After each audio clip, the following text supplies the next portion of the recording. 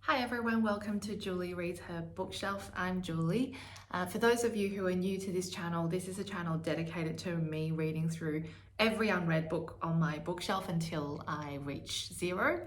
And it's time for another monthly wrap up. I didn't do one for March because by the time April rolled around, I was already in China and safely behind the Chinese firewall.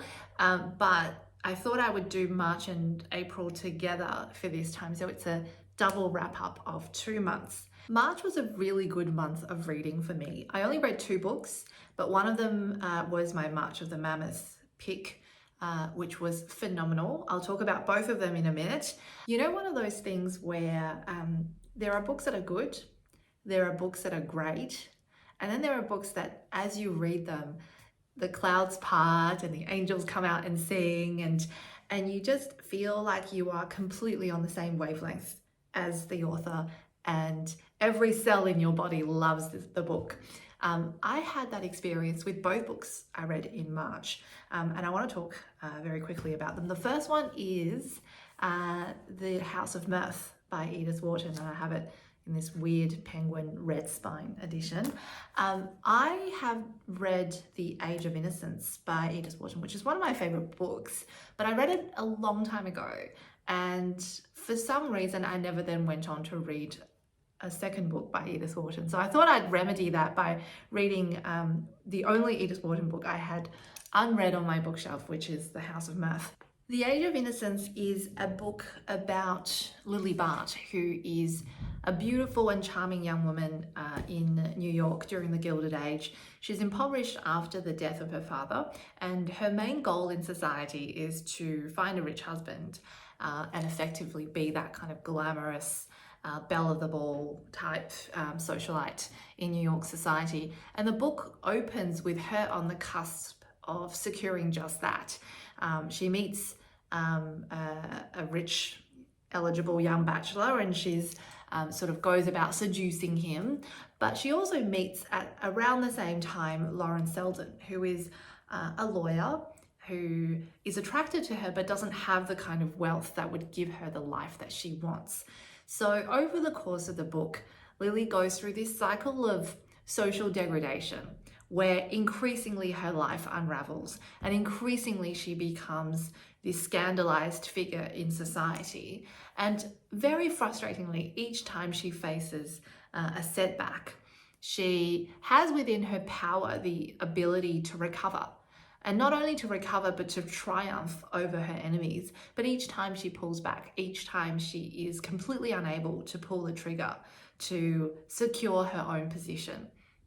And this cycle becomes increasingly frustrating, but that's precisely why the book is brilliant. It's brilliant because Edith Wharton has created this character who outwardly wants everything in society, the money, the social status, but inwardly seems completely incapable of securing something that is completely within her grasp.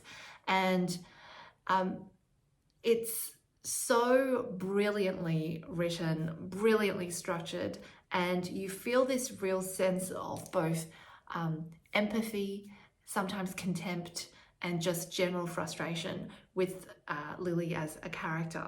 And there's one chapter early on in the book between Lily and her main love interest Selden in the book, where the two of them go for a walk through this property. And the chapter is no more than a dialogue that between the two of them on the walk. But at the end of that conversation, their entire relationship and the understanding between them shifts. And every line is loaded with meaning and significance, and every word punches above its weight, and it's just absolutely brilliant. Edith Wharton, at the height of her power, is incomparable, and I thought this book was perfection. And I want you to read a little bit from the book.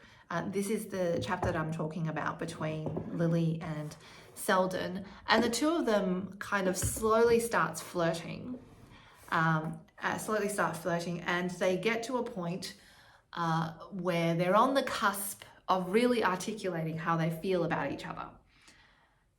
And this is a bit, this is an extract from that bit. "Why do you do this to me?" she cried. "Why do you make the things that I have chosen seem hateful to me if you have nothing to give me instead?" The words roused Selden from the musing fit into which he had fallen.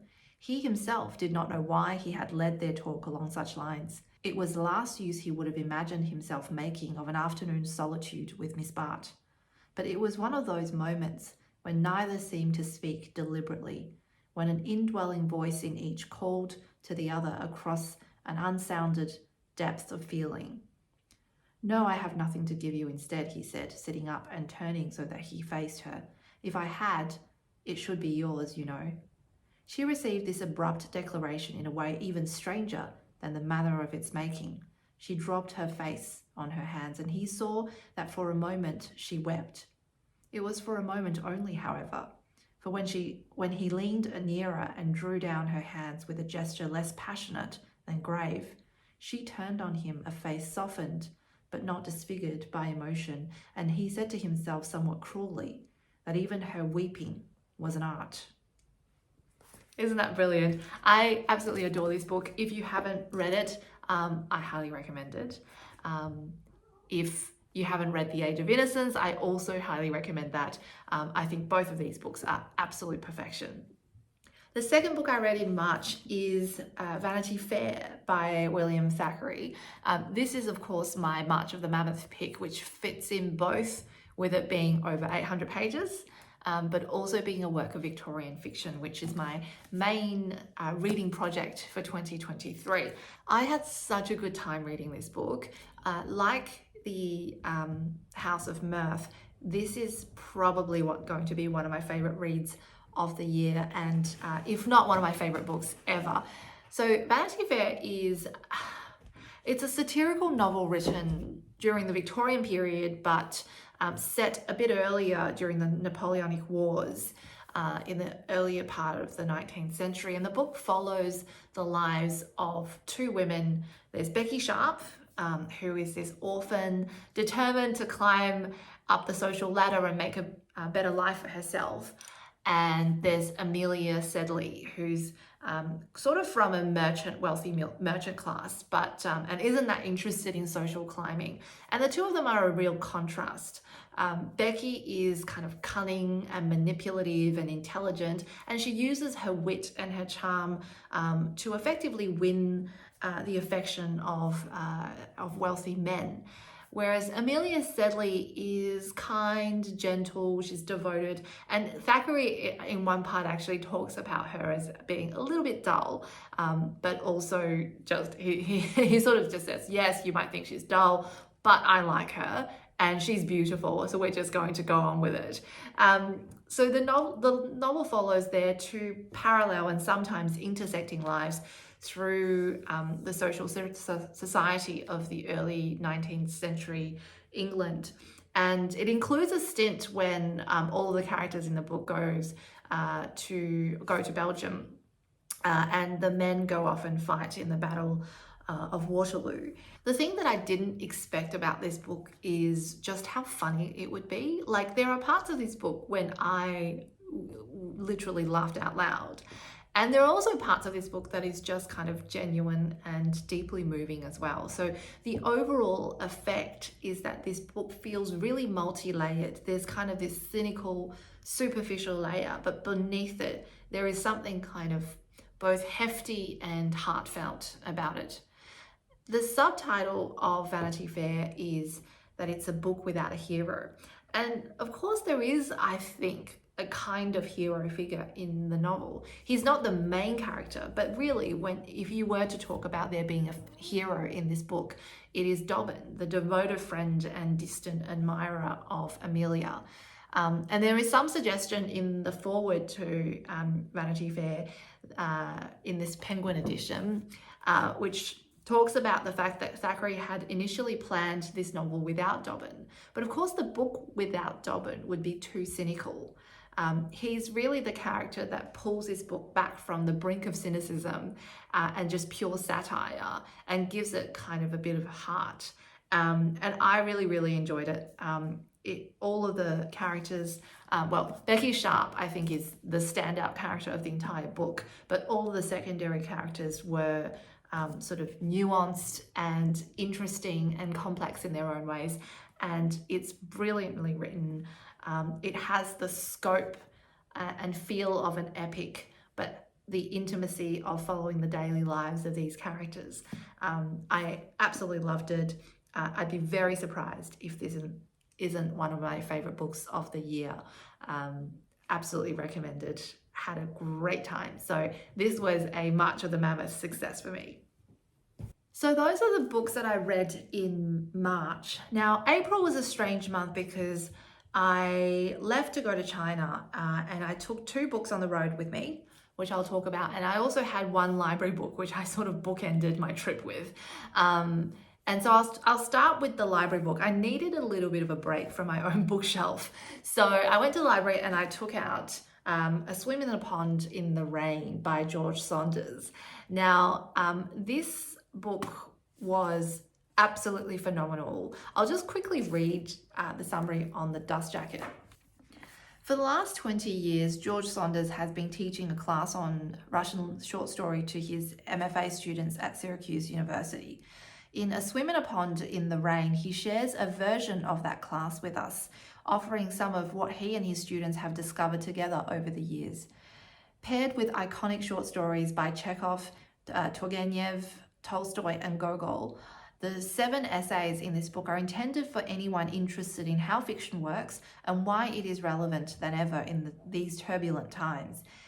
In his introduction, Saunders writes, "We are going to enter 7 fastidiously constructed scale models of the world made for a specific purpose that our time maybe doesn't fully endorse, but that these writers accept implicitly as the aim of art, namely to ask the big questions. Questions like, how are we supposed to be living down here? What were we put here to accomplish? What should we value? What is truth anyway? And how might we recognize it?" He approaches the story technically and yet accessibly, and through them explains how narrative functions, why we stay immersed in a story and why we resist it, and the bedrock virtues of a writer must foster. The process of writing, Saunders reminds us, is a technical craft and also a way of training oneself to see the world with new openness and curiosity. A Swim in a Pond in the Rain is a deep exploration, not just of how great writing works, but how the mind itself works while reading, and of how the reading and writing of stories make genuine connections possible. It's a pretty decent summary of what this book is. It's effectively, I think, 7 short stories by 4 Russian writers, the most represented being Chekhov. And George Saunders does this thing where he prints the short story in full, and then he writes an essay and an afterword about each one of the short stories. What I found really moving about this book is the warmth and kind of the obvious joy that Saunders exudes when he breaks down each one of these stories and he shows you, the reader, how the sausage gets made. This isn't a book about how to write short stories. It's a book that celebrates this genre. It's a book that celebrates Russian fiction and really shows you how to exercise that power that writing has to make you feel something. And the other thing that I love about this book is that it reminded me of how much I enjoyed Chekhov last year. So for those of you who don't know, last year, I have a reading theme for every year. So my reading theme for last year was Russian fiction. So I really just kind of got into Russian fiction 101. And I first encountered Chekhov through reading volume 1 of a 2-volume collection of his short stories that I own, and also a volume of his plays as well. And I remember finding him to be a total revelation. Just the joy, the melancholy, but also the undercurrent of empathy that runs through absolutely all of his work. I just found completely compelling as a writer. And so reading Chekhov this time with Saunders in my ears has only amplified that feeling. And not only did I find this book immensely satisfying, it's also inspired in me an itch to go and pick up volume 2 of my 2-volume collection of Chekhov. So I might be doing that in the second half of the year, but in the meantime, I really, really do recommend this. I'm kind of sad I have to return it to the library now, but I might actually end up acquiring it at some point in the future for my own bookshelf collection. And so that's a Swim in a Pond in the Rain by George Saunders. Absolutely recommend. So far we've had a pretty good run through March and April. The other 2 books that I read in April, however, are sort of a step down in terms of kind of enjoyment levels and brilliance.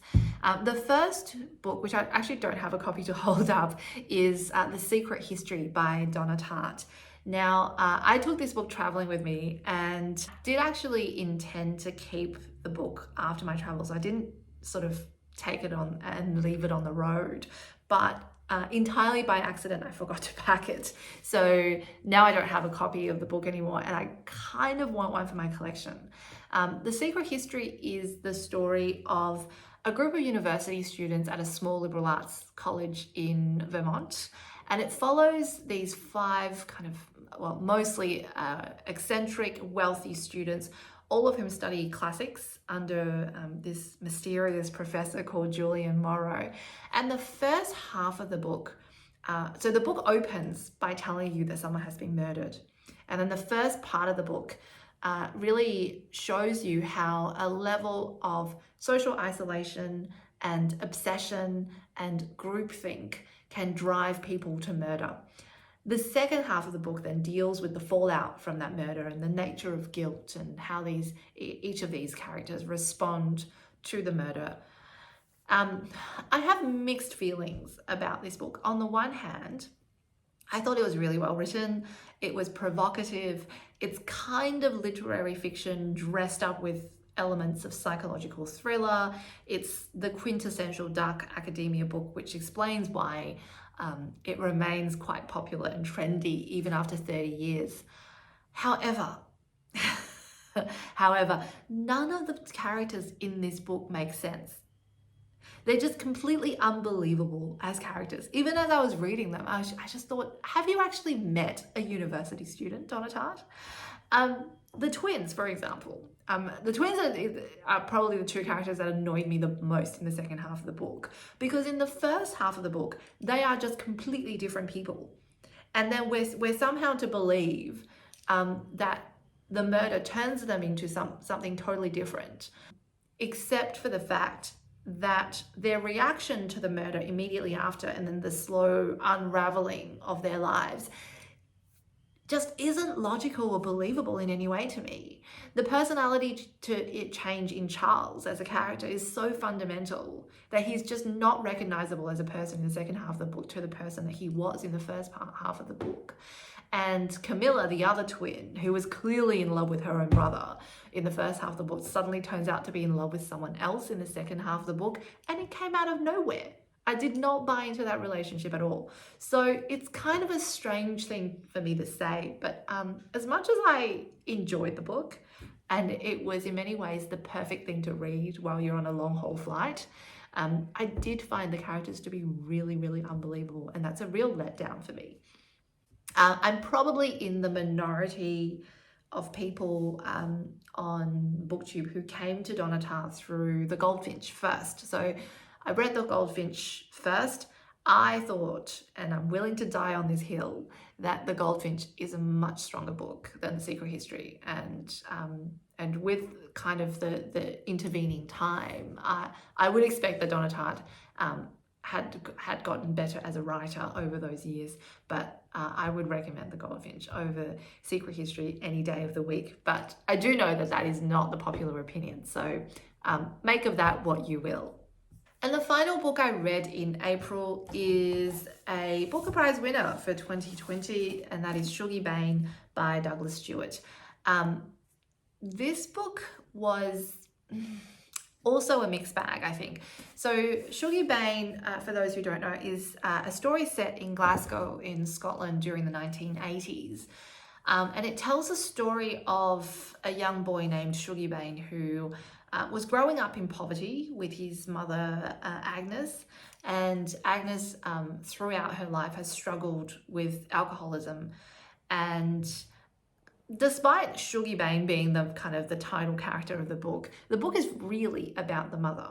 And it's about her addiction, her vulnerability, the men and women in her life and how they took advantage of her, and sort of the slow degradation of her hopes for the future as she sort of sinks deeper and deeper into alcoholism. It's a debut novel for Douglas Stuart, and it's, as far as debut novels go, it's really, really strong. It's probably the worst thing that I could have read while I was on a holiday, because the book is about 300 pages of pure misery. Very well written misery, both in terms of just how visceral it is and how unrelenting.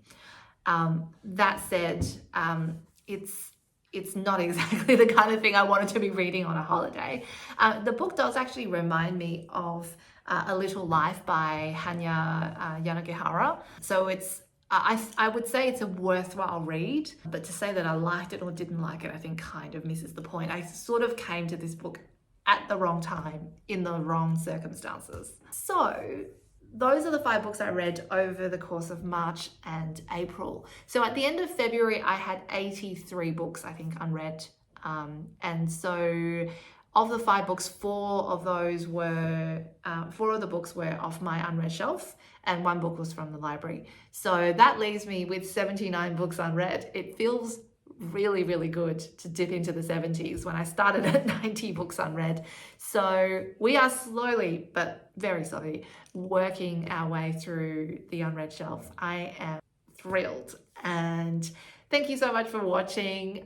If you like the content, please like and subscribe.